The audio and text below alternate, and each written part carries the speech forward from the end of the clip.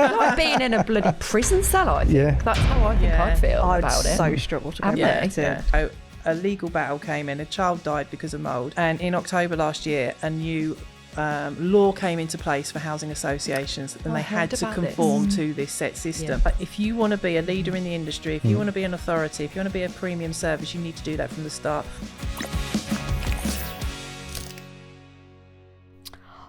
I was going to say good morning, everybody, then. Technically, it's good morning for us. The energy is high because we have two Earl guests with us today. So I want to introduce you to Dennis and Donna, and they are crime scene cleaners. Or insert the psycho behind the shower scene. Hi, guys. Thank you ever so much for joining us. Oh, thank you. Hi. Thank you. I just want to clarify the crime scene cleaners bit, because so many people think we work for the mafia. We don't work for the mafia in any way, shape, You or could, form. though, couldn't you? We I've haven't asked a found, few times. we haven't found a way in yet. It'd pay It'd be quite better. lucrative. I'm sure. So it's usually like we go and clean up after things have happened, sometimes illegal things, but in a legal way. So mafia we haven't worked with yet. I don't think we'd work for the mafia because we turn up in big white suits and all our teams does, and so it wouldn't be very discreet. I love it. I love it. So tell us a little bit more about yourself and give people an idea about what you do then, because it's Shall quite I go interesting. first? Yeah, go on, you can. So first of all, we're husband and wife. I think that's really important to share, because you'll probably feel sometimes our energy is really great and connected. Other times it's like, are you really saying that? So that might happen. But we set up the cleaning business like 6 years ago. We'd hit rock bottom. We got in a really shit place. We're not expert cleaners, or we weren't. We are now. And my daughter's got a cleaning business, and she was doing really, really well. So we're like, there's something in this. You'd had a really bad accident. So we're like, let's run with it. So I went on YouTube and researched how to clean. I don't keep a clean home at home at all. So I researched how to clean. We put something together. We went to B&M, got some cloths, got our vacuum out, and just went off and started earning money. Then COVID hit. But for the cleaning industry, that was amazing, because cleaners were needed during COVID. So we managed to grow and scale. As an ex-teacher as well, off the back of that, I've now started coaching and training cleaning business owners. So we've sort of expanded really quickly in the last 6 years. But what we found was really good, and we never even knew to start with, was we've both got really different strengths. Like Den's great at going out chatting and doing the sales. I'm really good at getting all the systems in place, the training for the staff, that sort of thing. So bringing it both together makes it really, really nice, because we both do the things we like. But we did realise that very quickly as well. Yeah, So, yeah. you know, Donna's a rubbish cleaner. I'm not a rubbish cleaner. I'm just really, really For all thorough. those people that you used to clean for. I'm very thorough and maybe a little bit slower than other people. Frustratingly slow. So yeah, we just grew really quickly, and now we've got an amazing team, and our son's now working for us, and things are just moving on really nicely. And I'm just, Can't believe how quick it's going as well. It feels like we've gone from 0 to a million, not in sales, but you know, the business just going bang, bang, bang, bang, bang, bang. And it's so exciting. Every day's really, really good fun. So there's a lot in there that you've just said, like you've whistle-stop toured through that 6-year journey, haven't you? So let's slow it down and go back to that beginning bit. So when you created that business, and it kind of happened at the right time by the sounds of it, with all the COVID stuff. What did it end up looking like with that business at that time before you started doing the coaching side? So how many people were working for you? Was it just you two when you started the coaching bit? Very first job was me and Donna, and we drive past our very first end of tenancy clean quite regular, and we always think that's where our story started. But prior to that, it was like it was just, the finances had gone, everything had gone, and we had to pick on something that was going to make money and make money quickly. A real business edge come into it. And also there was a big secret in there. Donna's brilliant at business, and she kept that so bloody quiet. I didn't know. You did. It was so good, mate, because all of a sudden she started. I've been in business for 30, 40 years in decorating the building world. Quite different to what we're doing now. And she'd say, why do we do this? How do we do that? What about this limited company? What about? And I was thinking, bloody hell, I didn't even thought of that. 40 years of being in business, I never thought about them angles. And suddenly this structure was just coming out and coming out. So it just made it brilliant to begin with. Yeah, so it was a big secret. I think at the start, though, it was intentionally we were going to grow and scale as quick as we could. Because like we said, we wanted to create a business. We didn't want to go out doing the cleaning. That wasn't our joy. So we went out to start with doing the cleaning, learnt the trade, made sure we got training in place for staff. And then we just took on the first staff, I think it was in the first 6 months, and just kept scaling and scaling and scaling. Now and he's still with us. The first person is still with us. Yeah. I love it. Yeah. And now we've got, I don't know the exact number, but we've probably got around about 25 staff at the moment, which is amazing. We've got a super, super team. But it takes a lot of work to get a super, super team. And we're aiming now for like even more. Like 50. there's all in the cleaning industry is such a big industry. Like if we had another 20 staff, we could find work for them. So we just keep scaling and keep finding the right staff. And how is it structured regarding like where are they all local to you, or are they spread out across the country? Like, do you want to sort of go national with it, or how is it? We are national. You are national now? Yeah, we work everywhere up and down the country in different ways. Okay. The main teams come out of our headquarters, but like, we have other people we can maybe sub a little bit of work out to. But yeah, nearly everyone's employed to us, and yeah, they travel up and down the country for different clients. It can be in Bristol, then going up to Wolverhampton. Well, we have two specialisms, and we have our main cleaning. So our domestic cleaning and commercial cleaning is within, say, a 15-mile radius of where we are. And then the specialist areas is our crime scene cleaning and biohazard cleaning. So that could be anything from there's been a crime with a lot of blood, we go and clean it up, to something horrible like a sewage backup, which doesn't sound as glamorous, but it's still something we do. So those sort of things we do across the UK. We also have a service which is something we're super, super proud of, and it's for people living in hoarded homes. So hoarded homes, like where clutter is up to the ceiling, they can't live in their home in the way that we would live in our homes anymore. And we've created like a slow steps approach. So rather than go in there and do a full-on clearance, and it's almost like them going cold turkey because it is like a mental health issue.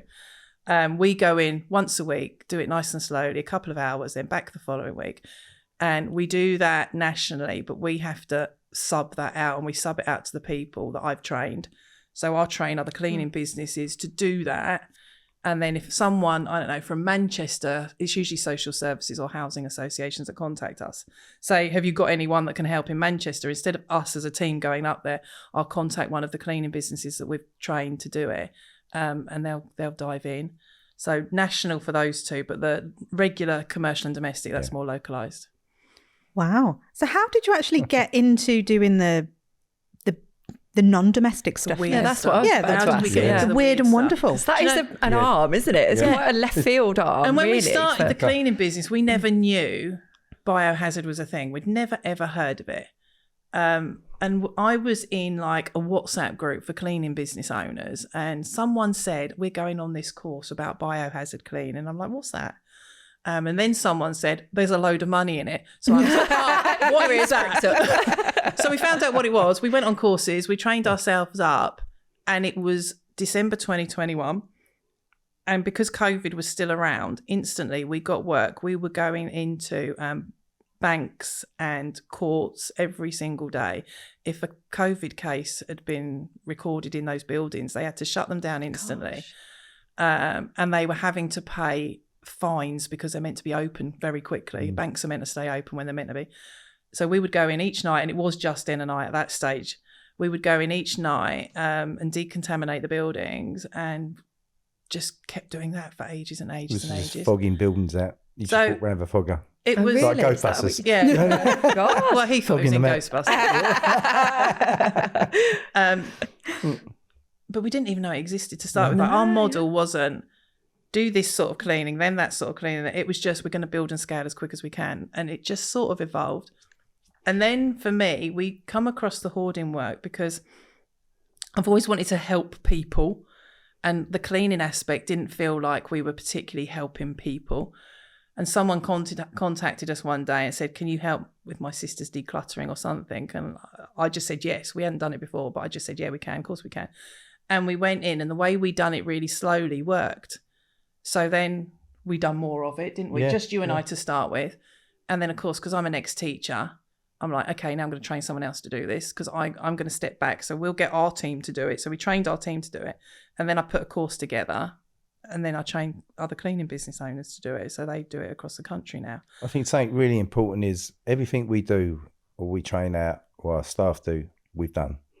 So we Been can on the be really ground, deep and thorough on it, lived it, yeah. no matter whether it's a murder scene or whatever sort of scene they're going to. I would have been on something like that. So they're not going to come across, or they can't make a phone call to us and say, then what do we do here? We say, no, this is a procedure. So we've been there, we've done that. So there's plenty of knowledge behind it. Yeah.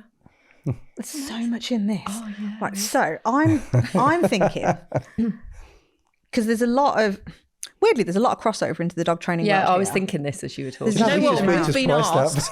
We've been asked to nationally pick up dog poo poo. bins. I've been wanting to ask you, did you get it? We haven't got into it yet, but we have been asked to price it a few We've tended times. that for holiday camps from here to the top of Scotland. Loads and loads of them. Yeah, so. Ah, yes. I keep meaning to reach out and go, like, have you got the contract yet? We have priced it a couple of times. Yeah, I've probably we priced haven't got about in 6 there or 7 yet. of them now. Probably we could follow that one up. Yep. Yes. Yes, Oh, you here we go. could. Now I have more time. My son's working for us. I can. There you go. There you go. Yeah, no excuse. So the things that are coming up for me, and I don't know if you're thinking the same as me, Vic, because we're like our own version of a married couple. Almost that the wanting to help people, although more likely wanting to help dogs rather than people.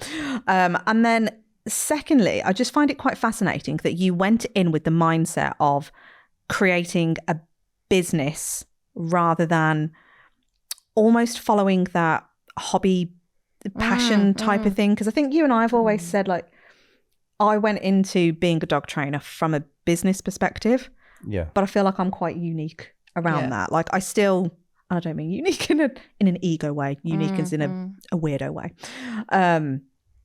but still with that wanting to help. So it's not going in with the intention of it's just about the money and fuck everybody else and all of that, but actually that mindset of, no, I do want to build something here, I do want to scale it. And then do you find that going in, or is it your belief that going in with that mindset allows you to do things that you wouldn't potentially do if you were going in from I just love doing this thing? I've tried that. I just love doing this thing. Yeah. So I'll tell you the story about that one because it is similar to you guys. So when I left teaching, years ago, I trained to be a horse riding instructor. So when I left teaching, I set up a riding school with a friend and all my horses were there. You helped a bit, didn't you? And I remember about 4 years in, I walked down to my horse one day and I'm like, shit, I don't even want a horse now because it just had turned into a chore. And I'm very quick in making decisions. So when I had that thought, I would guess within about 6 weeks, the riding school was shut down. And really I stopped because I was like, that used to be my joy, my escape and my hobby. And now all of a sudden I'm walking up to that horse and I've still got him, luckily. He's the only one we've still got. And he was like, I called him my heart horse. He was a horse I wanted to buy years before I could buy him. I couldn't afford him. Got him. And I looked at him and I don't even want you now because it feels like a chore. So I changed the world, stopped working in the horse industry. I do miss it sometimes. And now he's just my escape and I just spend my joy time with him. So I don't, having that part of it, I can't do that anymore. But I have to work in something that I am enjoying. And the cleaning I don't enjoy. Helping people grow as human beings, I really, really enjoy. And for us to start with, that was just helping our team grow as people, like bringing people on. We've got one member of staff that's been with us since he's 16 and he's about 21-ish now. And he's just bought his first house. And for me, that's like, I've really helped you come along. Like when you started with us at 16, I had to remind you, your mum don't phone in sick anymore. You've got to phone in. I remember and that like that whole journey of seeing them grow is to me more important for me than the aspect of what we've created in the cleaning in general. And then being able to help for the hoarding support people who are in crisis every single day, that was massive, absolutely massive. And some of the biohazard work is in a helpful way as well, because some people have had a horrendous thing happen at home. Like some of the worst things could be someone's committed suicide and the room is an absolute mess and bloody the parents are left to clean it up. That's horrendous. So we go in, our teams go in and do that. and that's the helping side. And then my other helping side, of course, is like coaching cleaner business owners. Like that is me and my joy every minute of every day, like just helping them grow as people. And you guys do the same thing. And it's not about just strategy and statistics and this. It's about like, as a human being, how do you get through this stumbling block? Because you can't just get through it with your paperwork. It's what's going on in here. And that's the bit I love. You're less so that way. You were more money driven, weren't you? But you have changed more recently. A lot of stuff we met has made me realise what my real core values are, my meaning, why I want to be here. And I'm really spiritual. I meditate every day, and I'm trying to find the core in me that makes me want to tick. And I have realised it's people, because I love having lots of staff. And the thought of having 50, 100 staff is brilliant. Lots of people to chat to, being a parent. But it's like I just love helping. And I didn't realise how much I do enjoy helping. It's not down to the money. You can always make sure from a salesman point of view, we're going to make money, we're always going to survive because we're in the right bracket. But it's just being able to help. And I've realised how important that is to me. And watching how you do it in the rooms you sit in and how you train people. And well, you help with the training now anyway. And I've never imagined me doing it. I used to sit and watch, see all you guys up front and I think, oh, blood it. You know what I mean? And all of a sudden you say, come and show that, do that. And all of a sudden I'm getting involved and doing bits and I'm like, this is quite good fun. And then she sort of, I'm doing that. I know a little bit about this, So, that's definitely what drives me, people, 100%. And this is where I think the beauty of that, like you opened up with, you've got your skills, you've got yours, you've got different things you're really great at. You're bringing it together and you are, same with us really. Like there were parts of me that I can relate to you, Dan, and going like, oh, I don't think I'm cut out to do this thing. Like I'm just really good at connecting with people, but that's what helps our clients in certain ways. So I kind of let Jo does things in her way really well. I do things in my way. And I've realised that actually that's a really valuable asset for our clients, even when I just thought it was something I do and it's not going to help anyone else. Like that feeling of going, I have got that purpose and I have got the ability to change people's lives. And it's massive, isn't it? And when you get that gelling of it right, yes, there's always going to be little bumps along the road and you're always going to have disagreements and things you chat through, but that's nature. That's I think business. if you approach everything with love, doesn't matter what goes on. If you're great in business together, it doesn't matter what's there. You can get over it. You can enjoy it. 100%. And we have to, because we love Donna.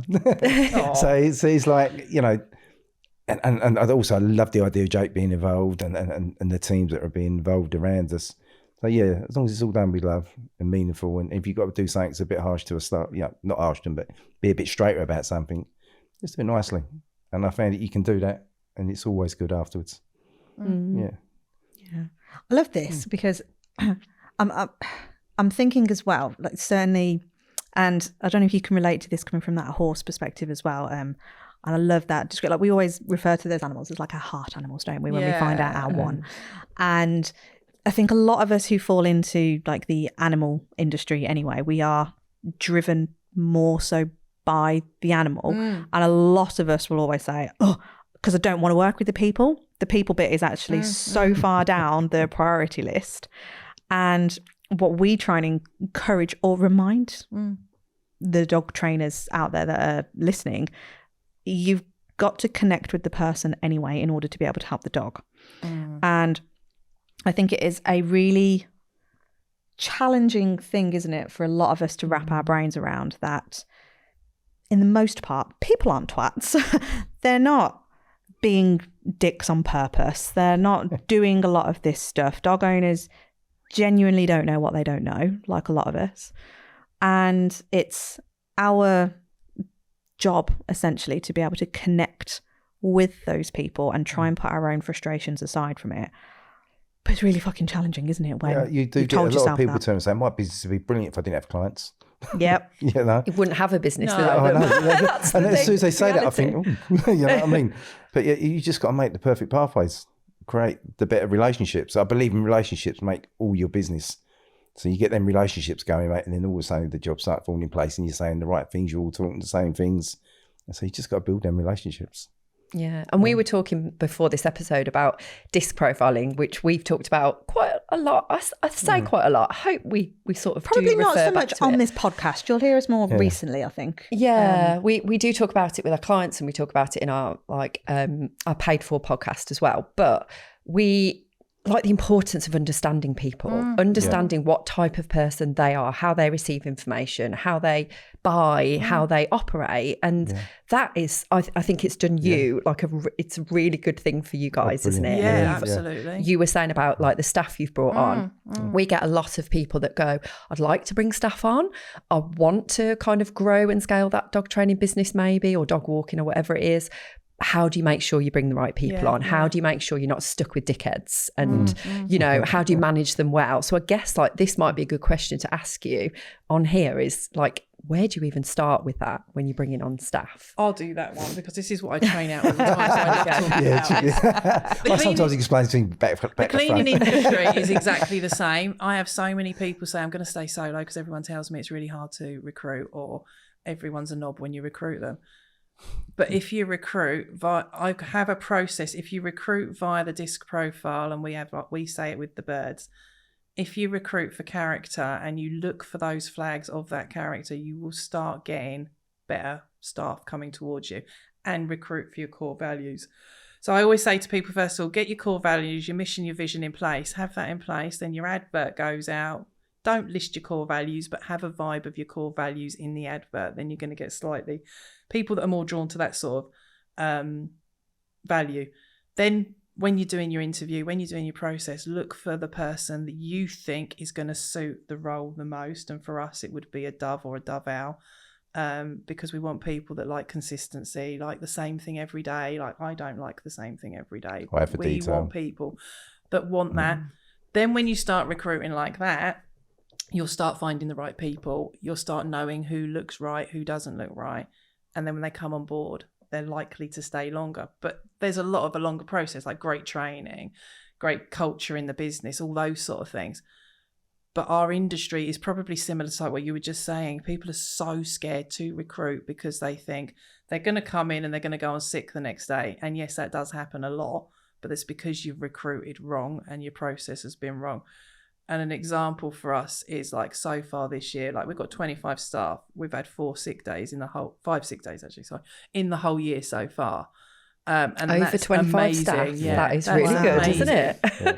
And the reason being is we have a process in place where we listen to people. They want to show up. They want to help us build and scale, but they feel part of it. They feel part of the family, don't they? And it's super, super important to get that part of it right, because I really don't believe recruitment is difficult. It's scary to start with. It's like jumping into the swimming pool with your eyes closed thinking, shit, where am I going? But if you follow a process and you get your systems in place at the beginning, it's going to be easier. We have recruited wrong. Like we have made mistakes for sure. But again, we have a process. If we make a mistake and someone's a red flag when they started, we know what that process is to either up level them so they become the right person, or check in with them and say to them, like, is this the job for you? So it is absolutely doable, but it is so scary. And it's that mindset, isn't it? It's like, am I ready to face my fears and jump through the hoop? And there's people out there to help everyone, isn't there? Like we've all used coaches to help us. And for me, there's massive, massive value in that. So like everyone else needs to know that if they want help, there's help out there to get to that next stage. Yeah, and another thing that comes up a lot, which may come up for for you as well, is the fear of letting it go. Like I remember when I brought my first member of staff on, I was like, oh, they're not going to do as good a job as me. The clients might not like them as much. Like, what if they're just not have that connection? So and like, that goes for every level of business as well. So you start thinking maybe they can do the cleaning good, then with the office stuff, do what I'm doing, and then with the guy's going to run the warehouse for a bit, and all of a sudden you've got all catastrophizing it all the cloths in your up head. right, and all these worries I have. And then I sit back and I don't go in, it's all done. And I think, oh. It was okay, actually. But it's that almost like putting barriers in there before you've even tried, isn't it? Yeah. You're sort of protecting yourself from that fear of failure, isn't it? Yeah. I remember one of the first milestones for us was when we took our first staff on. And like, I am now a recovering perfectionist, but it is still there. And we had our first complaint when a new cleaner had gone in and done something. And I was like, that shouldn't happen. Like, there should not be complaints. That should not happen. They should do exactly the same. It's not hard. They know how to do it. Blah, blah, blah. And I went on like this for hours. And the opposite to that is where I come from, the building and decorating world. We have snaking sheets. We get complaints all the time. That's what we do. Yeah. And of course, I'm sitting there thinking, I wish it's just natural. We just go forward and do it. And Donna's like, whoa, we can't have that. So we did have a quite heated debate between us because Dan was like, this is normal. It's going to happen again and again and again. And I'm like, no, it's not. It can't. And then I'm like, I can't put my perfectionism on everyone else. And actually, it's never going to be me. It's never going to be perfect.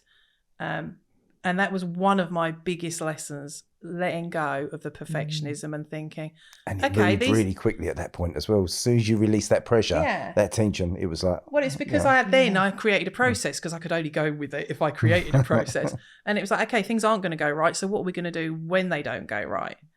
And it is like, contact the client, listen to the client, work out whether our training's right or not. What could we have done better?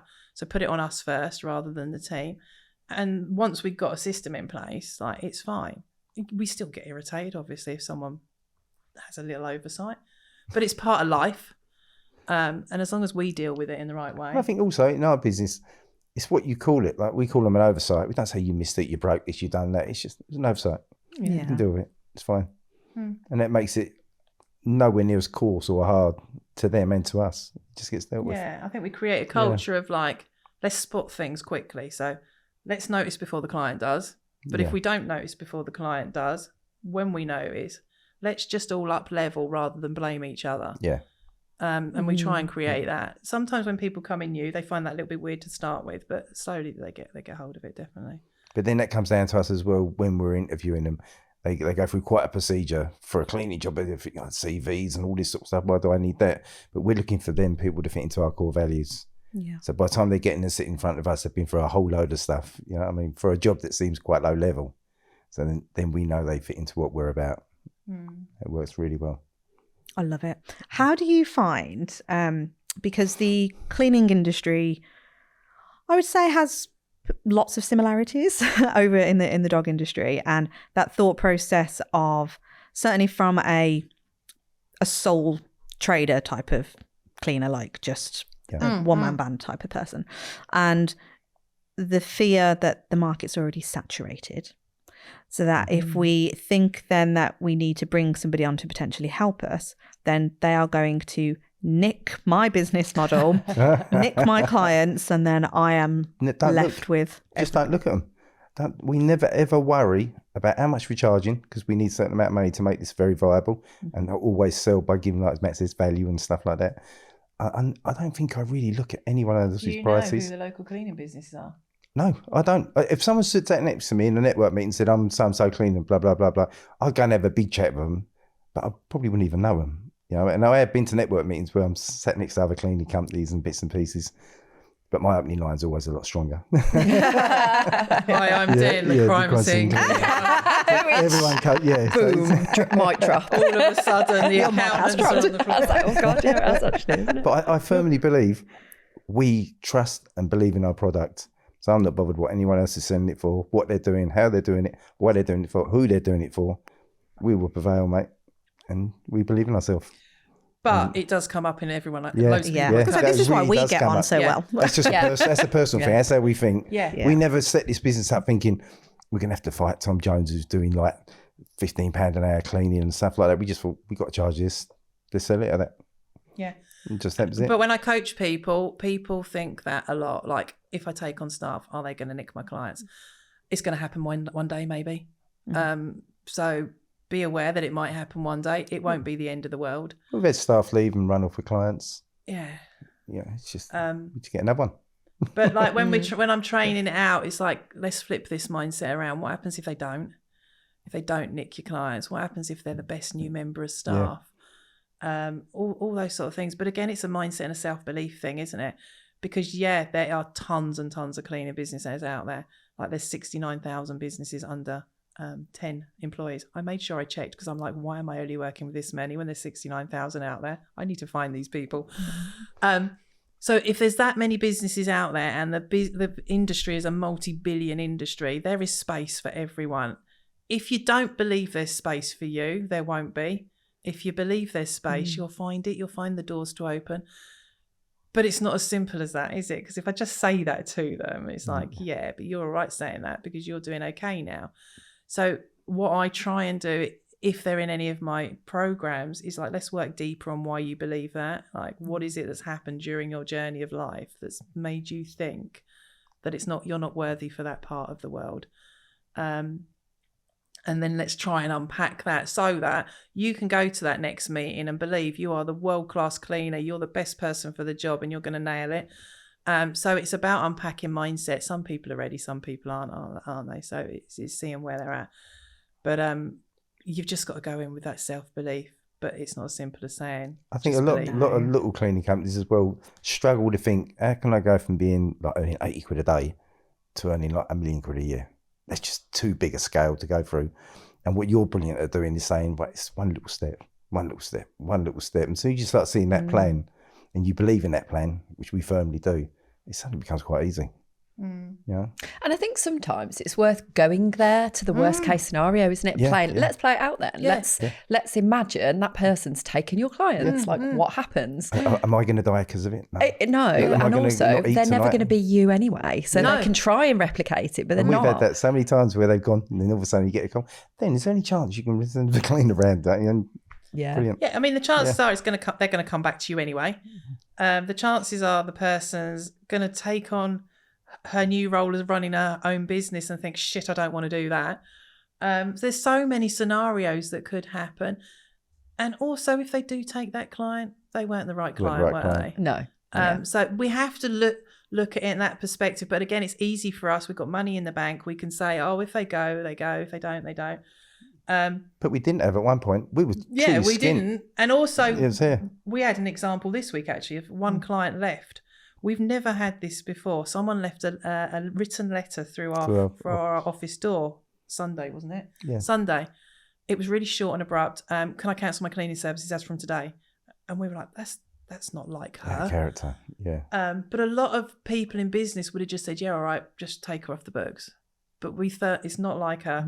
So then jumped on a call, we explored it, and we're back next week again because we found out what the issue was. We've dealt with it.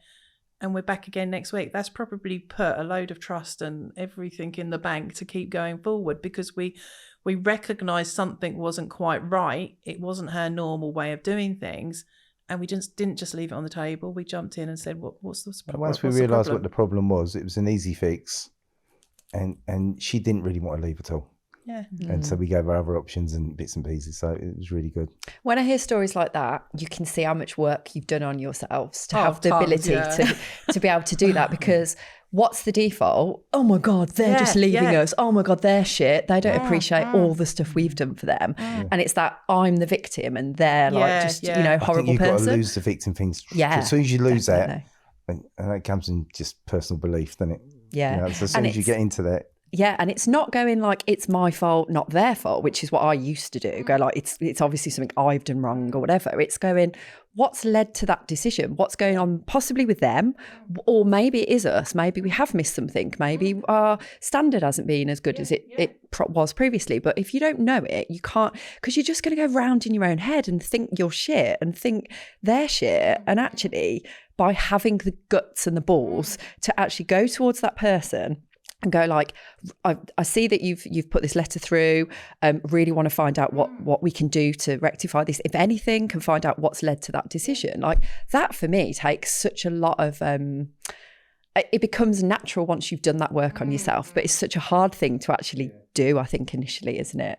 Yeah, there's so much, even throughout that whole conversation, you realise how far even the four of us have come in the last few years on working on ourselves and on our business, because you can see, and I think this is what's really hard for other people to be around people like the four of us here in some situations, because we don't think like they do anymore. Normal people do. Air quote, normal folk. They say that is there such a thing? It's a very small percentage of people who might be entrepreneurs. Yeah. You know what I mean? And all that comes into that. But everyone's got the ability to do this, by the way. This isn't something like an us and them thing. Because it's like everyone can do this We were having this conversation this week about the, kind of tying it in with that thought process of like if you bring staff on and then they could potentially run off with your business and all of that.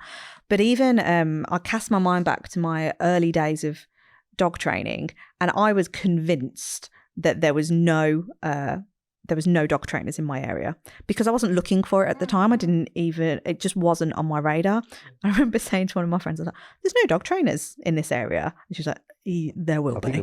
I'm like, no, I don't see anything. And I was like, well, come on, looking for it. But then that mentality creeps in of, oh my God, this dog trainer's just popped up down the road from me, and this dog and like now there's not going to be any business for me. They're my competition. And I think this is where, when you get your business model right, and like you've been saying, Den, like get the money bit right that works for you, you've only got a certain amount of capacity anyway. You can only see so many people. And if your numbers are right and you've got what you want, and if that means you get 2 clients and you've paid your bills for the month, hoorah, like fucking brilliant. We're not in competition. But that fear comes up so often for all of us, doesn't it? We still get it now. Like people would drop us messages going like, oh, have you seen that there's another business coach popping up for dog trainers? And we're like, okay. There's been so many new ones in the last 3 years. It's quite a lot, isn't there? Yeah. But because we're so sure of our path and our journey and what we do and how we do it and the way we are isn't going to be for everyone.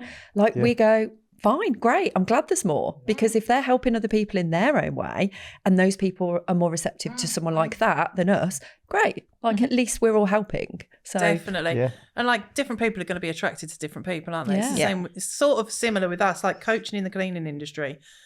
4 years ago probably didn't exist. And then all of a sudden it started to, and then all of a sudden everyone is. So it sort of slowly changes. But like some people are going to be drawn to my character, how I do things. And some people are really going to be repelled against it. So your awesome purple hair. I was just about to say for those who are just listening, Donna's got this awesome purple hair. I love it. And it's like, and like you said, if you have a passion for the industry, it can only be a good thing, because people are going to go to the right person if they want to find support. And then the whole industry just gets bigger and better, doesn't it? So I try and grasp that. But it is something I struggle with a little bit, and I'm still working on, because the whole comparisonitis, or whatever we want to call it, with the social media age was really hard for me when I first went into coaching, because I would look at everyone else. Like now I've streamlined what I see on my social media. So all I ever see is something that makes me feel great. But to start with, I was seeing someone that said, I don't know, they were bringing in 50 million a year and they can help someone get their Range Rover in 2 weeks.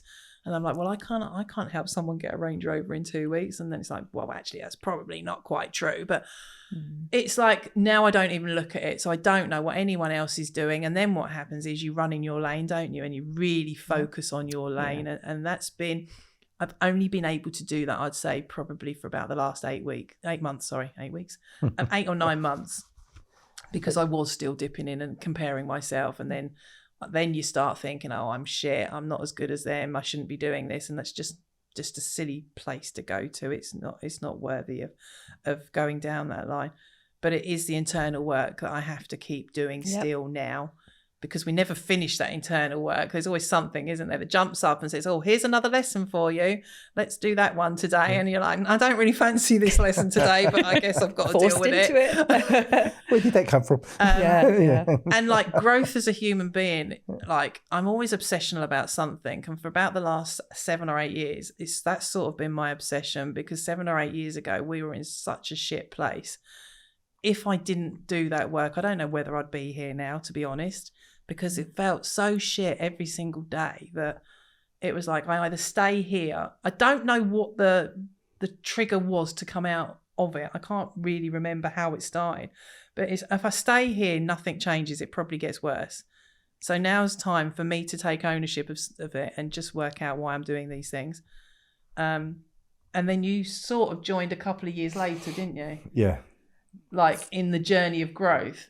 I've always been spiritual, but I didn't know why, how, why I really thought like I thought.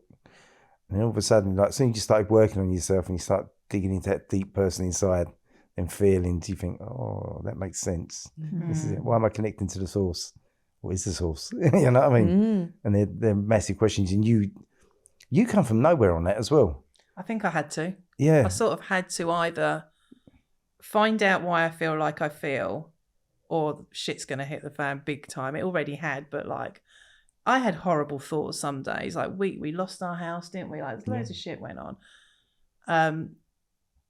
And if I hadn't have sorted myself out, it would have just gone deeper and deeper. Again, and it was like, you've got to take yourself out from being the victim. I was just going to say it was. I was like, is this my bag? Like, how come they've got that life and I'm here? Maybe this is just my bag. I've just got to suck it up, and that's what who I am, what I am. And then I just started reading more books, looking into things, finding out why I think like I think, asking questions. Why do you think like this? And it's, of course, it's all because of like life's happenings and traumas or whatever. I was doing what I was doing. But then I took ownership of it. It's like, it's okay that happened. That wasn't your fault. It's okay that happened. It's made you who you are now. And now I look back on my life from my childhood, that shit that went happen then, from losing our house. That happened to help me grow. And now I see it as a positive and as a value and as helpful.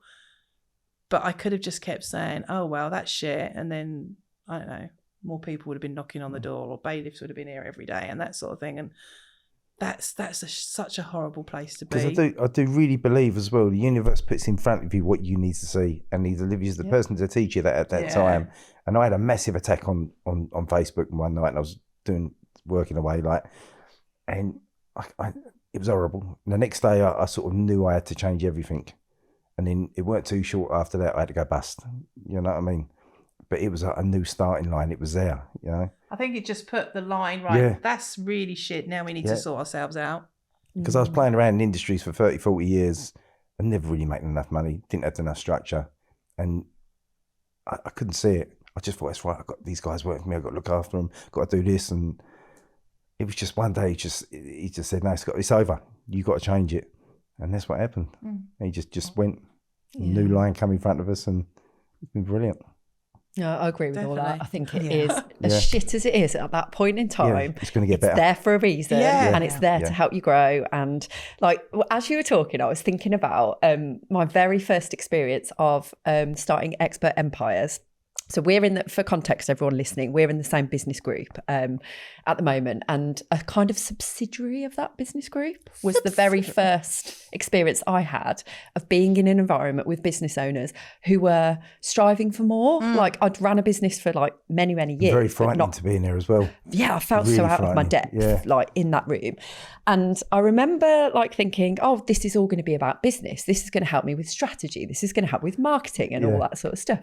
And then it wasn't long, like, I don't know, probably an hour in, I was like, okay, they're talking a lot about me here. They're talking about what's in your way, like what is stopping you? Why might you possibly not be able to move forward with things? And that was the thread running through everything. And now we know when we do business stuff, like we can't not work on that mindset and that growth of you as a human being and look inwards and stuff. And I do think now, like, imagine trying to do it without that. Imagine trying to grow a business and not trying to grow yourself at the same time. And all this is like making me think of that and going like, didn't think I needed it. I didn't think like, what's all this about? This is a bit fucking scary to look inwards and look at all my faults potentially.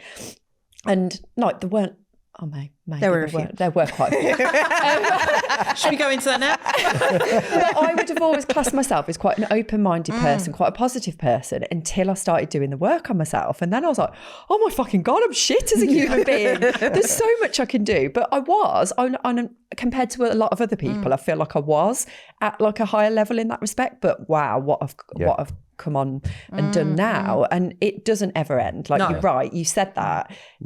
The work continues every day. You just spin at faster levels as well. Yeah, definitely. And I know now that you have to have those people around you that are going to keep growing you in the right way that you want to grow. And it's so hard to do it by yourself because we've tried. We tried to have a break. Like we did have a break for a while and we were just really struggling. The finances needed a break. We didn't have it. Well, that's exactly it. Was we can't afford to invest in this anymore for a bit. And then we were like, shit, the business has really suffered as a result. Wow. And we really suffered. And we really suffered. So we were like, we're going to have to go get another loan and go and invest again. And that's what we did. Just them rooms are brilliant for it. And you don't realise until you come out of that room. No. Yeah. And we sit and chat all that. I say, because we drive everywhere, so we drive up to Birmingham and stuff like that. And them conversations on the way home, some days is just like, wow. Yeah, they're great. They're really good. Debriefs after. I love it. As people often say to us, like, oh, God, you're driving back again. It's like an hour and a half. But like, they're really good, those drive backs, because it's just like, what did you think of today? And I always like do I'm quite like Matt when I ask questions, and I'm like, Dan, what was your best bit of today? And he's like, for God's sake, shut up, I'm resting now. You're like that. You do it to me. And so we have the same on the journey here, because it's about 2-hour journey here, and we do the same kind of things, don't we? There's me. I'm always trying to be like, to? right, come on, what are we thinking about? What are we doing? What are we doing?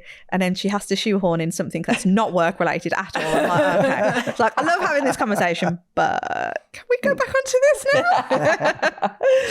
I think though, touching on the rooms when we spend time in person, in real life, in our business community with the group that we get together at like ECA, but I feel super lucky because I've implemented that in the cleaning industry. So I have 2 days a month with like Matt and Ned and everyone, but also I've created the same with cleaning business owners. So they get 2 days a month.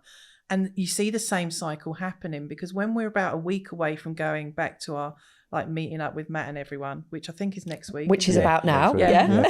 You start thinking, I need that room again. Yeah, I'm craving and my that. guys, And it seems like a long time in between. Yeah. You know? Yeah. And the cleaning business owners that come to me once a month say exactly the same Do thing. they? We need our reset. We need that once a month where we can throw everything on the table, get it out there, say what's gone really well, say what's not gone so well, and then let's reset. And then we've got our energy again for the next month.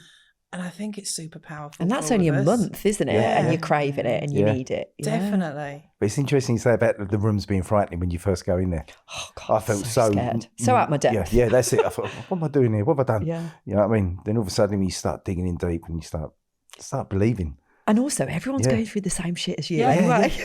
That's the thing. You're sitting in some rooms with like all these multi-million-pound businesses, and they're struggling just like you are with it. Yeah. You know? And even right at the top level, like Richard Branson. Some of these yeah. stories you hear They about couldn't and you be read where through his they book. are now without help. Yeah. You know, they couldn't be. You know, and then you think, God, everyone is doing this. I'll absolutely love it.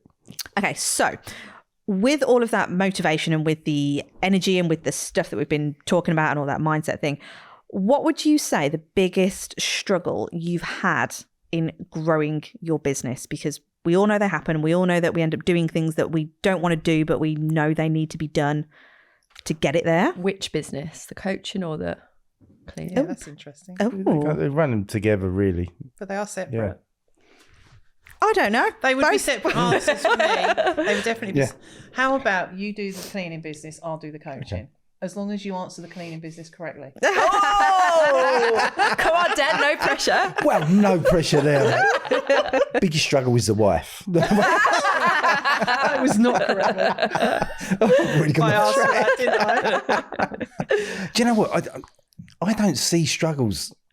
It's more me in struggle with myself, believing what I'm going to do and how I should deal with it, or am I capable of dealing with that at this point? So that's my biggest struggle. Also, I do have a little bit of negativity in me, as we found out in our books that we've been, what's the name of the books? Human design books. They're books. Amazing. We've got our human design books. Yeah, and my one. You found out who you were. Yeah, it really did. And it nailed me down to the ground. Like, it was negativity and success. No, it wasn't negativity. It was bitterness. Bitterness, that's it. I know, bitterness. Okay. It's even worse. Yeah, bitterness, it lingers. And that I'd say that's my big struggle, because all of a sudden something will happen, something to say, and I go bitter about it. And so I have to pick myself up out of that, because I know now, and I go back to more of the success side and work on that. So you start thinking about yourself. But I can clearly see it. And that's almost frightening. So it's definitely on another personal level. As far as like setting this all up and working the stuff, I've loved every bit of it. You know, love picking up, you know, how we built the banks up, how we've built the staff up and stuff like that. I say another thing as well that I slightly struggle with, goes back to the crime scene cleaning, is I don't like the sight of blood. Oh. And so when I come home one evening, Donna says, we're going on this course and it's to learn how to clean crime scenes. All I could think was buckets and buckets of blood everywhere. And if you used to pick up a knife now and cut your hand, mate, I'd just faint. I'd just go. You know what I mean? I thought, how am I going to be able to go onto any of these sites and deal with that? But you know what? It don't affect me at all. And I found there's that no really human weird. there, I think. No, that's it, because you can't see it, but you see lots of blood. You know what I mean? Yeah. And bodily fluids and all that sort of stuff. But you just don't. It doesn't associate. And that was a real big mental block for me. And as soon as I see it, and then I was thinking, the very first one I'm going to, how am I going to deal with this and blah blah blah. And just went all professional and dealt with it. Just as a little spin-off question on that, actually. The staff that you get to do that now, do they specialise in the crime scene? And do you ever have any problems with the same with them? Like, I vet them absolutely loads. So before they get to go onto our biohazard course and go through to doing that, they've been with us a little while, you know, right, and we know what they can take. And also we give them lots of out options as well. You know, if they was to turn to do all the training, and I think they're absolutely perfect for it, and we open up the door to approach the building and they say, I can't do this, that's absolutely fine. Right, yeah. I said, you go and sit in the van, it's never, ever, ever going to be a worry, whether that's on a hoarded property, a crime scene, an unattended death, or anything like that. It's absolutely fine, because you don't know until you're actually right in the middle of it. Yeah. Whether you're actually going to cope with it. And we pretty much got it nailed. The guys that do turn up and do this are happy to do it, and they find it quite exciting as well. It becomes great dinner talk for them when they're going out with people, you know. It's just like this is going to sound really strange, but something's pinged into my head while you were saying that. I learned how to be a canine massage therapist, and for the training we went down to the Royal Veterinary Hospital in whatever it's called, can't remember now, down in London somewhere, I can't remember. Anyway, we did this day and it was a dissection course, like a day of dissecting dead foxes. And I remember thinking, I know this is going to sound weird, but I remember thinking, how the hell am I going to get through that? Like exactly the same sort of like the thought of that, the ickiness around it. Got there and I was like, we had to take the skin. It's going to sound really weird, everyone listening. We had to take the skin off the fox first, and I put it over its face, like its own skin over its face. And then I was like, I'm fine now. I can deal with it. It's muscles, it's fascia, it's tissue, it's all that stuff, organs that I know in a textbook, and I've just put it into real life, but I feel like it's still a textbook. And I could deal with it in that way. And it was really weird how I could compartmentalize it and go like, the thought of like a dead fox on a road or something really upset. I hate that, you know, when an animal's been knocked over and I think, when I look and everything. Sent you a picture yesterday of a dead deer that my dog had found. And I was like, but that scenario, I could just compartmentalize it and go like, this, my job is to learn from just this. Become professional with it. And do it and be able to be a better canine massage therapist from it. But I just thought I'd get that little story in, which that was hard, wasn't it? Yeah. And we've only, I think, had one member of staff that went through the training, done a couple of jobs, and then said, I can't do this. And you know, it wasn't nothing to do with crime scene. It was to do with hoarding and deep cleans. Right. And I think what got him, he's a lovely guy, you know, and what actually got him was he could see that person's trauma. And that's what was getting him. And so he was feeling it. It was in the property, and he could see. You do go into places and crime scenes and all sorts, and suddenly you see, you start putting things together. Yeah, I mean, I think, like, you know, I've done ones where it's been children, and that's really hard. Really, that's terrible. You know what I mean? So I'd rather not know too much about what I'm going into. But you just got to sort of like go forward and do what you're going to do. But if any of them turned up and said, you know, I can't do this right now, it didn't matter what the situation was, they can stop, go sit in the van, relax. Or if they were to call me, we'd just say, come away, and we'd deal with it. Yeah. And I guess actually that links quite nicely into if someone was to take another dog trainer on and they were struggling with the problem. It's the same sort of thing, isn't it? By going, don't try and do it all by yourself if you can't. No harm in saying, I need a bit of extra support with that, and come to you and ask you, you know, as the business owner, what can I give here, or what extra knowledge do those people need and stuff. So I feel like sometimes that's a bit of the fear. Same with like referrals as well, though. So like if you've taken, like if you've got no staff and it is just you working, and you do need help with that dog, you're thinking, I just don't got a fucking clue what I'm doing here. And it's that imposter syndrome creeps in a little bit, it's doesn't like it? ask for help, but then it's almost like the imposter syndrome is so loud that you don't even want to ask for help. Because everyone will think you shit. And then you don't really know how to handle it and go in, or these are the things that came up for me, I hope I'm not the only one. But I always used to think, probably a bit from that business perspective as well as that imposter syndrome bit of going, well, say if I referred to you back in the day when I didn't know you, I'd be thinking, well, has that client now got to pay for Vicky when they've paid me? Or have I got to pay for Vicky because they've signed up with me and it's not their fault that I don't know what I'm doing? And my head would go into such a spin on the business where logistics of it. So I was just like, well, I'm not going to do that. I'm going to learn the thing myself. But then I realised that actually I'm just digging myself a bigger hole here, because now I'm learning so much that I'm not doing, and I'm just a jack of all and master of none. I'd rather price it into my service that if I do ever need to refer on, I've got that buffer within the model. You can pay that person. So I'm like, I will. And so let's using be that honest, I'd in pay business you. as well. There's another route out if there's a bigger problem that occurs that I can't deal with. We've got this. That gives value to it. And the client will appreciate that as well. To go actually, it's out of my remit, but someone else has got better knowledge on this. And I think it's being real, open, and honest, isn't it? And when we're like that, I think we forget the value of it. Only good things can happen if you're open and honest, surely.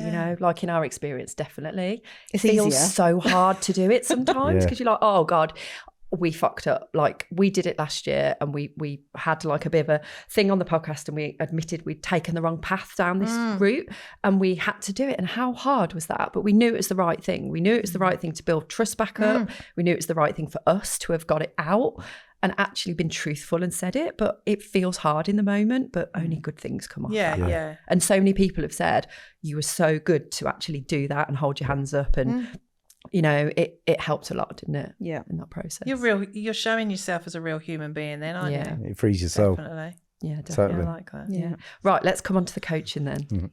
So I've been thinking while you were talking, I was thinking, like, what's my biggest struggle?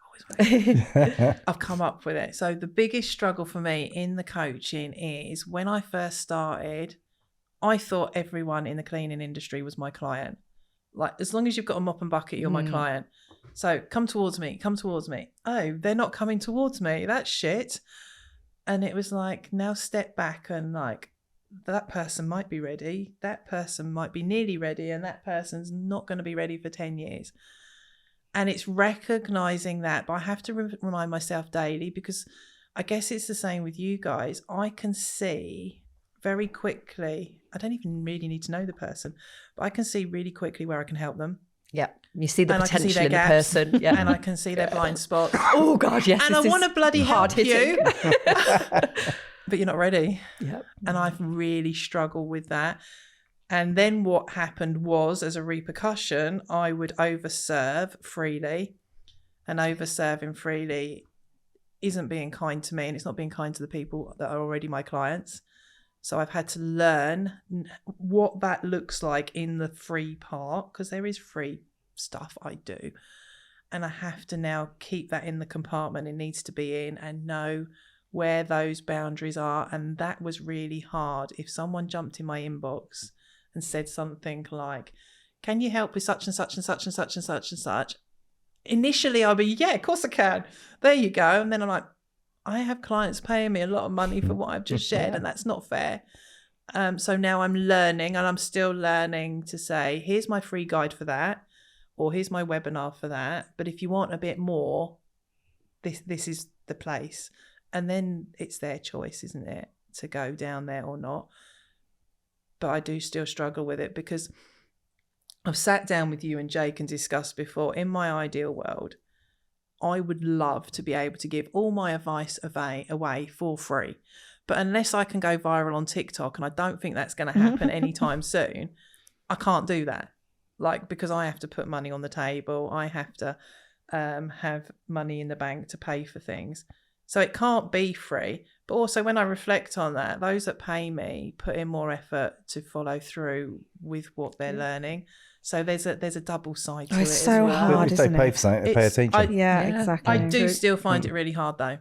Really hard. We had this exact same problem in the early days, didn't we? Yeah. Do you remember when we used to talk to people in the DMs and give them advice? In the DMs. In the DMs. And then you listen to Matt and you're like, oh my God, what have I done? What have I done there? Like that is not the right approach. Like, we're trying to convince them to come in. We're trying to see, and we're saying, we can see the potential in you. We can see that you could do so well with this business. And I'm like, I look back now and I'm like, what the fuck was I doing? It's so cringe. And I think, yeah, you're right. I think from a coaching bit, and I can see this from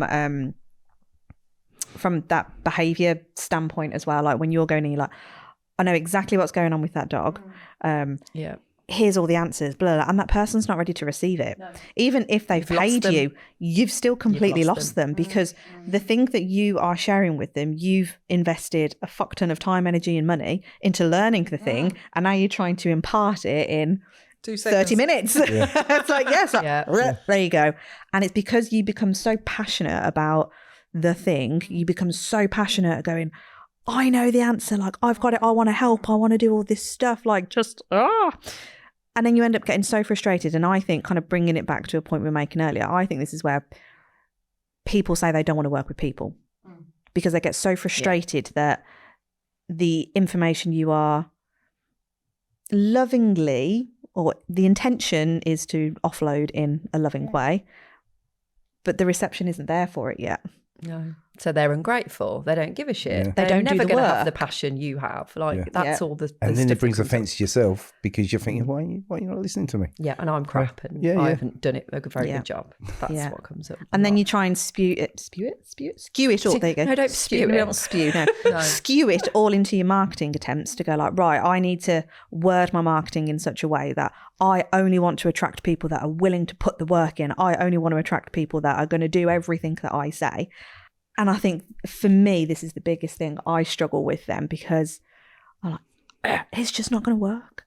Yeah. It can't work like that. We have to have this ability to be able to step back. And I think this is why businesses like yours exist. This is why businesses like ours exist, to be able to give people the support and the skill set to be able to take that step back and look at it differently and go, it's not about you. Yeah, and look at the differences in the knowledge gap with where you are and where the client is, and meet them where they are, come down to their level first. Definitely. And this is something we get a lot of pushback on, is when we're trying to encourage dog trainers to simplify things and dumb it down a little bit. When they've worked really hard and they've done all these courses, spent loads of money on the knowledge, they're like, why should I have to talk to a dog owner like a dog owner? I'm like, because you've lost them. Yeah. And they really struggle with that concept, and we get why. We understand why. But a lot of the work we've done it. Yeah. I used to do it all the time. A lot of the work we do with them is to try and help them understand, to bridge that gap. And by bridging the gap, you're going to make a bigger impact. Absolutely. Because if I think about it in the dog aspect, because we've got dogs with problems, like you're in the right room. I don't want to sit I don't want to sit and look at a book and learn all the complex parts of it. I want someone to say to me, do this, this, and this. I know I'll have to do it regularly, and I'll support you on the journey. And then we'll get to there with your dog that barks when people bloody visit all the time. I don't need to know all huge the why, the science behind it, all just the help stuff. me give me the steps to get to the end solution. Yeah. And then if I don't follow them, I know I haven't followed them, so it's my fault, but because I haven't followed them. And if I do follow them, hopefully we'll get to a better place. It's a really difficult concept for people to get their head around, because we're humans and we care. I think and we're passionate. It's a difficult concept as well, because it's that thought process of, I can't guarantee anything. So even if you do follow the steps, it still might not get to where it needs to. It still might not get to, because it's behaviour. And I think we become so ingrained in our own industries that we forget that it's not an industry specific thing. It's a people thing. Yeah. And in modern day and age, people want to buy something and have the result tomorrow, because it's just a consumer, isn't it? We don't want to wait for things anymore. Like if we scroll, we want to find something straight away. We don't sit around we don't want to sit around and spend 10 years learning something. We want the answer tomorrow or today. So like how we think about things, I think, has changed massively as well. Yeah, and I think it's this time now to diversify and think differently. And like you say, the world's different now. It's faster paced. Everyone wants it like that yesterday. And so like we talk a lot to our clients about potentially doing trained for you like stuff where they do the work for the owner. And there's a lot of pushback on that still, which we think that's going to become massive because of how busy everything is now. And there's like, oh, but they should be doing the work. Like, why is it my job? And I'm like, well, you're better at it. You're a dog trainer. They don't want to be a dog trainer. And if you can just take the dog, and dog trainers love doing this, by the way, take the dog, do the training without a person that they don't like, because, we've heard all the stuff about people. What's not to love? I think that's amazing. Yeah. Really. And I think people will buy into that as well. I would buy that. So I'm bringing my dog. We used to sell it. I'm bringing my dog to you. Yeah, we used to do it. We've got three in the car you can take now. two are a nightmare. One is beautiful. And that need cancelling. The other one's the puppy, and we made sure we haven't made the same mistake. So she's 7 months old and she's still on track at the moment. Good. But what we've done in the cleaning industry in our business and how we've grown so big is we recognise what our potential clients need from us. Yeah. So the reason we've gone down the biohazard route and the hoarding route, and at the moment, like mold cleaning is absolutely huge. We have teams out all day, every day, working on mold. We watch what's going on, and the housing associations, and an example is a year or 2 years ago, a legal battle came in, a child died because of mold. And in October last year, a new law came into place for housing associations, and they had to conform to this set system. Yeah. We were aware of that coming in. So when the law came in, we knew councils and housing associations wouldn't be able to keep up with it. So we made sure that we put our hands up and said, hi, we can help. And now we've got the work off the back of it. But it's not something, it's like, well, you should have been doing that before anyway. It's like, okay, we can see their problem, we can see their pain point, and we're going to run towards that because that's what we can do and help. And I think we need to take us out of it a bit. Yeah. Like, what do our clients need? As long as I'm happy to do that. If it's not my bag, then no. But what do our clients need? Another example is we work for housing officers that have got people living in their homes, in hoarded homes. Every other neighbour in the community is complaining. Them homes are a massive fire risk. The housing officers need those houses safe. So we'll go in and help them make them safe. So it's taking away what our belief system is, what we want, and recognising what do our clients need in 2026, not what they needed 5 years ago. Who the client is as well. Yeah. So housing associations, our client isn't particularly the person that's hoarding. It's a housing officer and the list of things he's got to get done. Yeah. So you make sure them things are getting sorted. Then suddenly all the value goes into it. They stop looking. Well, a good example of this is the muzzle movement. When the ban came in. Yeah, that would have been massive, wouldn't it? Yeah. Yeah. So they got a lot of backlash for it because they sort of were there at the right time and went, wow, this is what people need. So we're going to create all these different muzzles, all these different sizes, colours that are going to appeal. And they made a fuck ton of money off it by putting a load of hard work in and giving owners what they need. And they really suffered, didn't they, as a result with what people were saying, like, you're just money grabbing, you're doing all. We're like, what? You were providing a service that was needed. And you went in and you did it. And there's nothing wrong with that at all. And it's usually generally people say that sort of response is people are not business people. Yeah. They're just sort of sitting home, they're looking on Facebook and they come out with a negative thing because they can. Like, why can't I do that? Jealousy, envy. You just made up £1 million for doing it. Yeah. You know what I mean? But just because he had the great foresight. It's a requirement. Exactly. A legal requirement. Needed that help, didn't they? They're all needed now. Interestingly, though, if they looked on the other side for the people that went and bought their muzzles and made their dogs look trendy because all different colours, and also stopped people getting bitten or a little child being eaten. Exactly that. Yeah. So look at the positives. So you want them to stop doing that, and that little child might have died because they didn't would have had that. And they can still take their dog out because of it. Yeah. It's a win, really, so isn't it? You change your perceptions because nice, colourful muzzles and your safety and all that. Yeah, definitely. There's so many things to consider in business, isn't there? Yeah. And when you think you've nailed it all, along comes another test you. What would you say?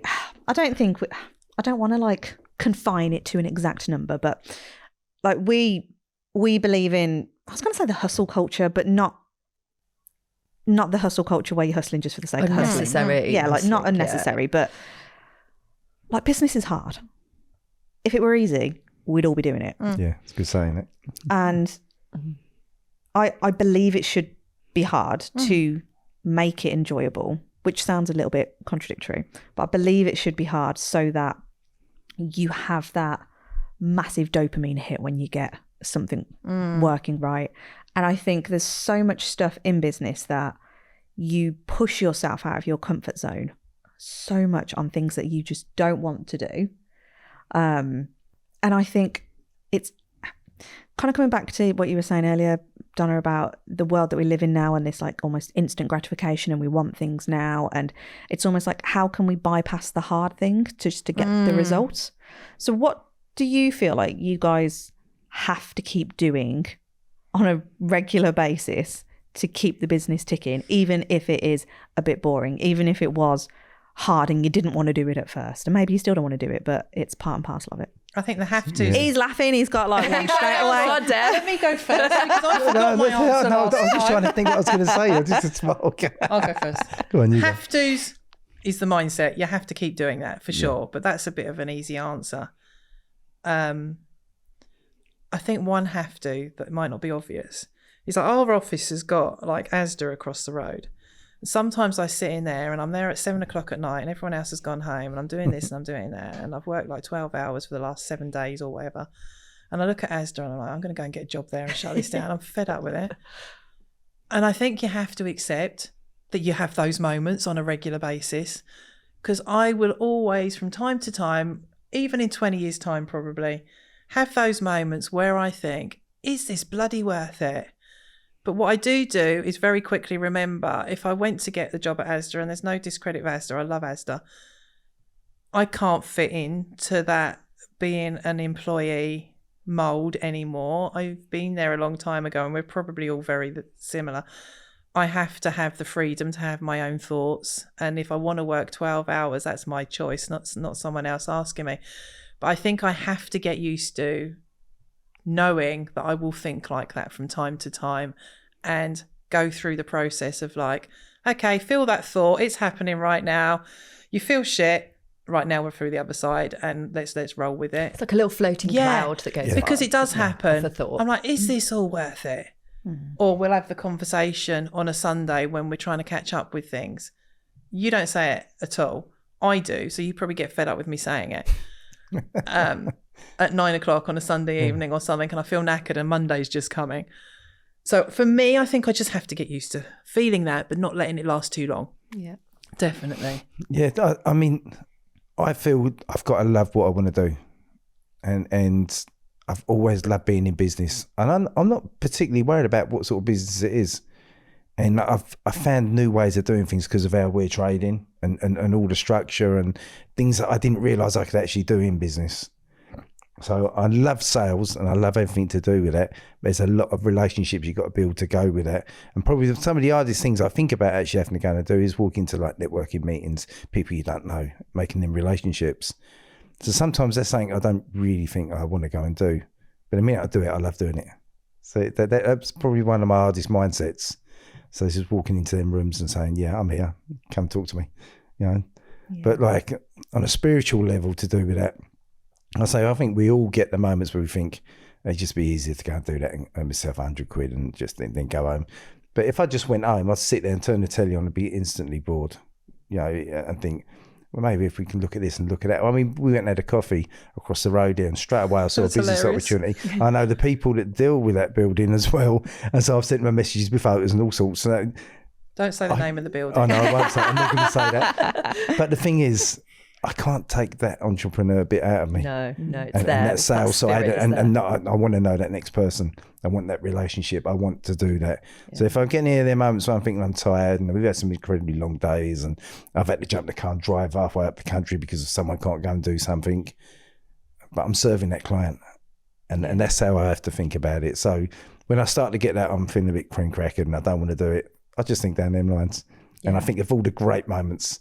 And all of this equates back to like how much, you know, we're earning money out of it. So it's supplying on that level.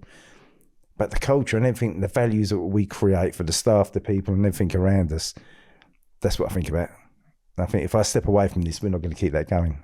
Yeah. And that's a bit I absolutely love. So it isn't about the money so much, that we need the money, but it's the culture and everything that we built. And so there's a minute I start to feel tired and think, I could have an easier job over there, but I know I would be unemployable within 5 minutes of, you know. And also, again, what we were saying earlier, put yourself in that place. Go like, if I was working at Asda and I was employed and it was kind of safe and easy, how would it make me feel every day? Yeah. And if you're trying to suppress that entrepreneurial spirit and spark, like, there were so many sick days, it'd be unreal. Yeah.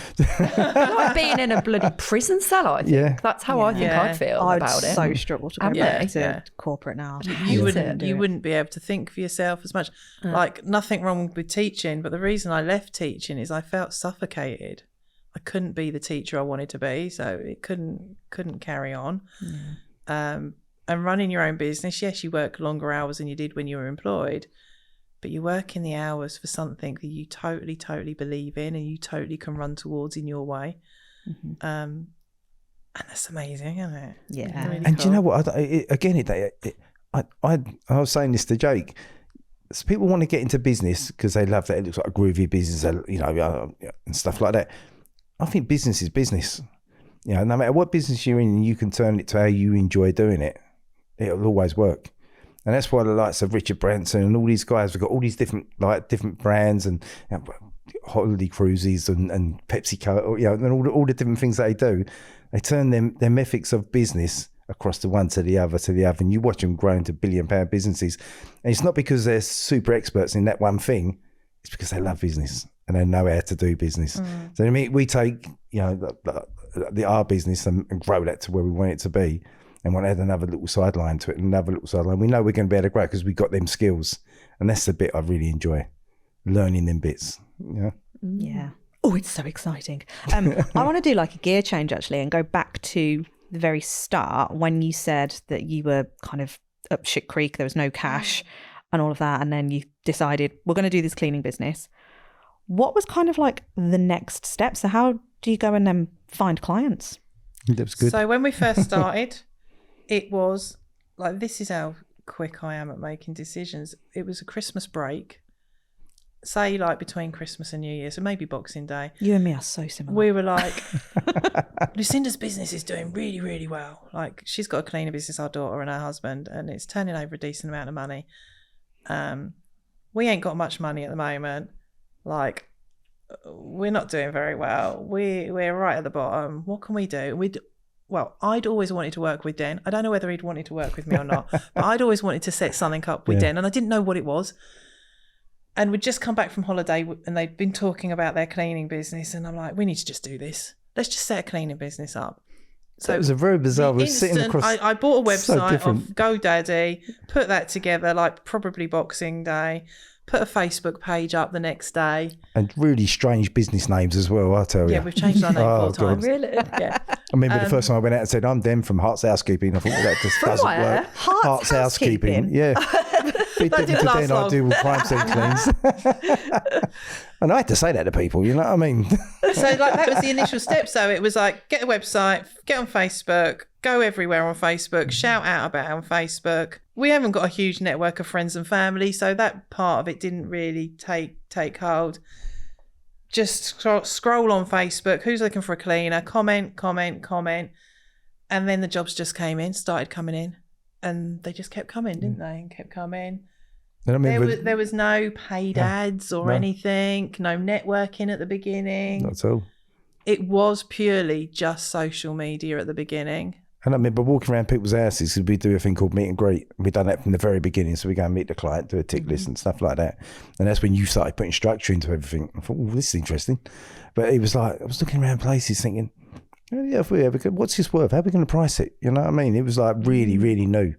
Whereas I'd been going out and building jobs and decorating jobs, and I can look at a building from the outside and I go, it's going to be 15 grand. I mean, but with the cleaning, it was completely Whole new world. Yeah, really. another, and I soon took them skills and put it into it. But yeah, it was really, it was exciting. Even though we were broken skinned and needed money, it did feel exciting to do. Yeah. So going back to that, you being on Facebook, you mentioned replying to comments and things. So it's you striking up conversations with people, you trying to show that you're a human being behind the business. Is that kind of how you were looking definitely. at it? And it was just like putting in the hard graft. The graft bit. I know it doesn't feel like hard graft, but I had to be on Facebook pretty much 24/7, looking in Facebook mental groups, hard graft. I'd say it's like seeing who was saying they were looking for a cleaner, and I would just put, we've got our cleaning business, we can come and do a meet and greet or whatever. I can't remember if I jumped in their inbox as well or not. I might not have done. And then here's our phone number, give us a ring. And they started ringing. And then we just kept pushing. And I have never stopped pushing. I just find different ways to push. And also there's a belief in there, because we never believed for one moment we can't make this work. Yeah, because we set a model up that was very different to other cleaning businesses. So we could have set up and thought this is going to be hard. Like we said at the beginning, like I had no experience in running a business. I'd only ever been a teacher. So that was all new to me. I had no clue how to clean. So we just jumped on YouTube every minute we could and went off to America because that's where all the cleaning was ahead of us. So looked on YouTube in America, had a look to see what coaches were out there because there was a couple of cleaning industry coaches in the US.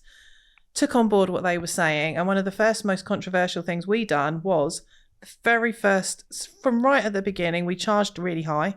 We were fine with that. We charged really high, and for all our clients, they had to pay a month in advance. And we'd done it right from the start. And that, looking back now, because I train my people to do that, that was brave to do that right at the beginning, not knowing anything. And we had hardly any kickback. I think in the first year, one person said, no, they're not paying in advance. It was interesting because every time I sat in like to sell them their clean, I said, how much are you going to be? And we went sorted out the figures. And they said, how do we pay you? We give you an invoice and you pay it before we come. And just, it was straight to the point, no mucking about with it, mate. And no one looked at me and went, I ain't bloody doing that. Yeah, it was like, yeah, fine. What, straight to the bank? Yeah, that'd be great. Brilliant. And over the years, it's probably no more than 10 or 11 that have done that knowingly. There's probably a few other people that have moved away from us because of that. But that was probably one of our biggest reasons for success in the beginning because it cash flowed us straight from the start. At the beginning of every month there was money in the bank. Hit the numbers. We were also really, really lucky because COVID kicked in 3 months later, which meant you couldn't go out partying, you couldn't go out on holiday. So for the first year and a half or 2 years, we mindfully had said this anyway. We said we need to scale back. We moved to the cheapest house we could find. We were renting, so we found the cheapest house we could rent. And we said we need to get money in the bank, like so that we can bring staff in. We have no money in the bank right now, so we need to. So we scaled back on everything, but it did help that COVID was there because you couldn't go out shopping much and you couldn't spend much money.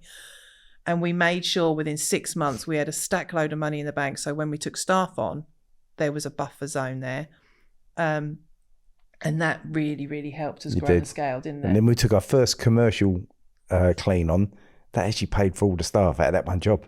With the profit, it was just the universe was just giving it to us because we believed, we knew it'd happen. And we've still got that commercial client. Yeah, but unfortunately, the $2,000 they pay us a month doesn't cover our staff costs. I think we thought that was going to last forever, but it was really good because we saw that value and we looked at what we was paying out to our staffs and we wanted to get a few more people and we thought that's brilliant. Like, and all of a sudden, like we 50-fold that, you know what I mean? But it was so good. It was just solid. Yeah. Really nice.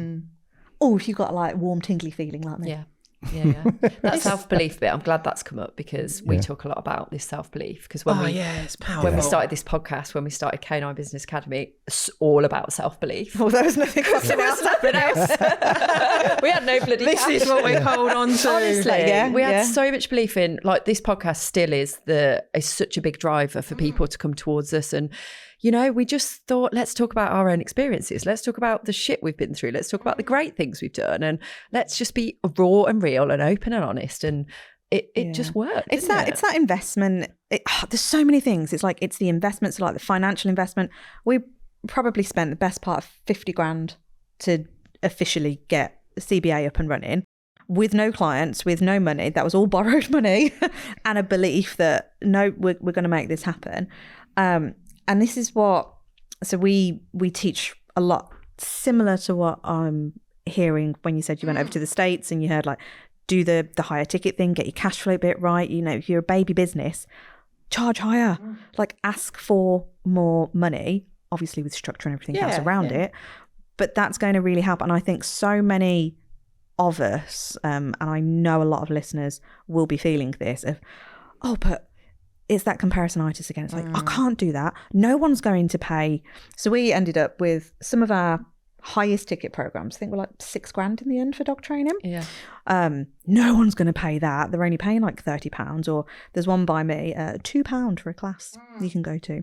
And I'm like, well, my minimum package was $1,800. And again, it's that mindset, it's that belief that no one's going to pay, no one's going to pay, no one's going to pay. Definitely. And the same with like cleaning business owners, they'll think that. They'll say, shall I charge a bit cheaper at the beginning, or shall I do these little discounts? It's like, no. Like, if you want to be a leader in the industry, if you want to be an authority, if you want to be a premium service, you need to do that from the start, because those lower prices and those discounts are going to attract the clients that aren't your clients. And it's going to be really hard then to put them up. And the interesting one as well is when someone comes on board towards you and they've got, I would say, 10 grand's worth of work a month, and you've got to get them to put their prices up, and then they've got to go VAT registered and all that. And when it's a totally frightening thought for them to be able to go forward, I'm going to lose all my clients, do all that. They put their rates up, put the VAT on, they might lose 5% of their clients, but they've doubled their fee. Mm-hmm. So all of a sudden, they're making double the money doing after work. Yeah.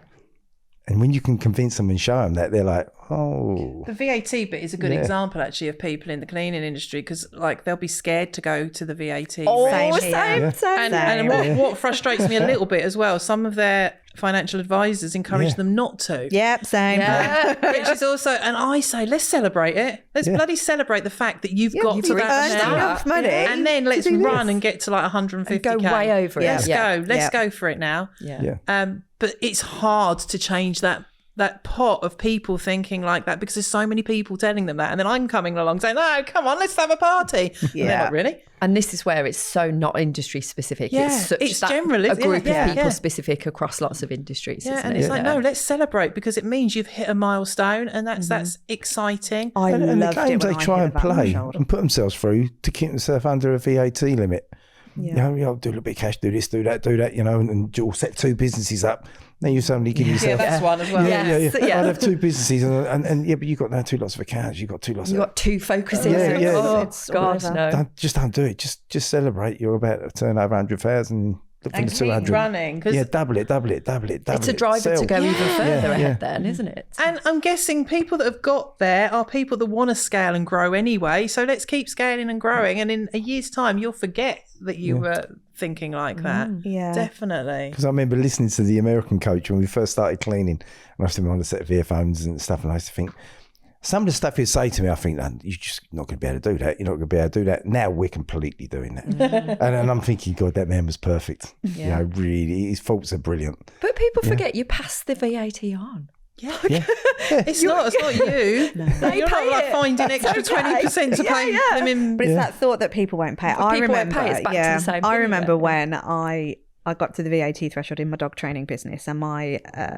the cheapest package was $1,500, so that immediately made it $1,800 with the VAT on top. And I kept up in an hour, and I'm like, oh, how do I present it? Do I go, it's $1,500 plus VAT, so I'm showing you, and there's so much thought that went into it. I was like, so I'm showing you then that I'm only asking for $1,500, and it's them. The VAT people, they want more. I'm spilling water all over myself. They want more. So then I was like, oh God, but then if I ask for $1,800, so it's like including VAT, then I look greedy. And I would deliberate for ages. I'd sat there, I'd write it down. It's like, no. And in the end, I think I did go with $1,500 plus VAT. And then I thought, oh my God, no one's going to pay this, because now that's £300 that they're technically not paying for me. They're just paying tax. No one's going to want to do that. And then the first time I did it on a phone call, I was like, so it's $1,500 plus the VAT, so it's $1,800 total. How do you want to proceed? And they were like, yeah, okay, cool. I'm like, I remember putting the phone down. I had nobody to celebrate with at the time. I was just running around my house going Darren came home later, and I was just like, I did it. And he's like, okay, well done. Oh, you're boring. You'll never know how it feels. And then as soon as I'd gone past that, like 150 was easy. Definitely. But it's such a, I can see why it's so difficult for people to do that, because we're all brought up with this stuff. Like, God, the amount of times my dad still says to me now, he's just like, God, you must be paying a lot of tax and all this tax. Like, it's a bad thing. Yeah. And it's just, I mean, it is a bad thing. I mean, it is, because it's like fucking Rob Dobbs and all that. However, if you used to take it that I'm paying £1 million in tax, you just earn £5 million. Yeah, it means you're successful, which bit do you want? Yeah. It's like you're doing well, like you're getting, and for me, like the more money you make when you've got that, like that passion and that desire to want to grow your business. You're growing your business not just from a financial perspective, but you're growing it because you want to have an impact on people. Yeah. And you want it, and the world benefits from it. Definitely. And like for us, because we've got lots of staff as well, it's like there's 25 people in our community that are doing, hopefully they're enjoying their days. Not every day, they're not going to enjoy every day, but like we said earlier, one's bought a house and others probably, like other people are doing other things, they're going on holidays, and we're being part of that. And we, as employers, we forget that bit. We always sort of just look at the other bit, but we forget, like, we've got a bank of people that are part of our local community that are doing shouting our thing and doing our thing. And they're that's relying on super you for their powerful. income. Yeah, definitely. Yeah, so I love that statement when someone says you're too dear. I think, yeah, okay. Matt you. taught you to do that. Yeah, thank you. It's a great statement, yeah. Yeah. We're dear for a reason. Oh, that's expensive. Yeah, just nod and say cheers. Yeah. So if people want to find out more about what it is you do in both arms of the business, how do they do that? What's the best way for them to find out? Mine's really easy. Mine's if you go to donnahall.co.uk, which makes it really easy because that's my name. It's got my website, it's got all my free guides on there, and it's got my packages. So it just explains everything on there. So that's the best place. Or just find me on social media because I'm one of those weird people that really like social media. I love your pretty social much media everywhere. posts. You are literally every day. I love it. Like, I really enjoy it. I have had backlash occasionally because of it, but that's another growth avenue, isn't it? Anyway, you learn to grow through that. So yeah, I'm on any social media or that website. Do you want to share the cleaning business? Yeah, well, just go to the website, www. Do you know what it is? thespecialistcleaninggroup.co.uk. Got that bit right. Not crime scene cleaning.co.uk. We've got loads of lists on there. You can just feed we're through all it. over social media, the specialist cleaning You can group get me as on well. LinkedIn, everywhere, So, all the normal routes. What was your last post on LinkedIn? Well, I have this perfect LinkedIn master that does it for me. You're telling all your secrets. And I do get it. I turn up to a network meeting and I go, I love what you just said. And I'm thinking, what did I just say? So you need to learn to check that. I do. Before I go in there now, I check them every time. I love that. Thank you so much, guys, for making the effort to come over in person. It's been fun. Earlness. Really good. Oh, It's been amazing. I've really enjoyed it. Oh, brilliant. Thank you so much. Cool. Thank you. No worries. Thank you, mate.